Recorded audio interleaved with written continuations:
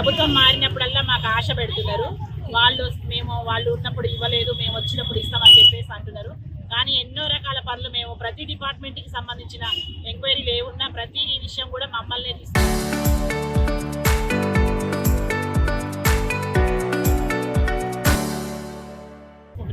చివరికి పిఎల్ఓలకు కూడా మా ఆశాలే చేస్తున్నాము.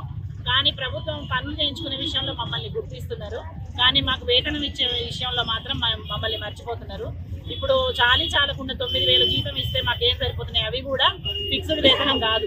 ఒక నెలలో ఏఎన్సీ ఉంటే ప్రెగ్నెంట్ కేసు రిజిస్టర్ చేస్తే కొంత, గవర్నమెంట్ డెలివరీ చేపిస్తే కొంత, ఇదే విధంగా ఇస్తున్నారు.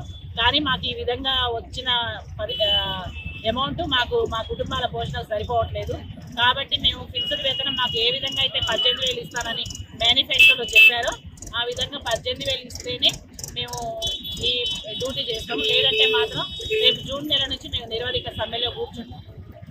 రానున్న రోజులలో నిరవధిక సమ్మె అంటే ఎటువంటి పనులు కూడా చేయకుండా, ఇప్పుడు దాదాపుగా ఆరోగ్య సేవ విషయంలో మా మీద గ్రామాలలో మేము వచ్చిన దగ్గర నుంచి మాతా శిశు మరణాలు పూర్తిగా తగ్గిపోయినాయి.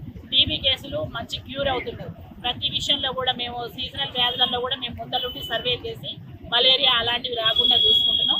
కాబట్టి మా అవసరం చాలా ఉంది ప్రభుత్వానికి, ప్రజలకి. కానీ మమ్మల్ని మాత్రం ప్రజలు గుర్తించట్లేరు. కాబట్టి మేము మాత్రం సమ్మెలో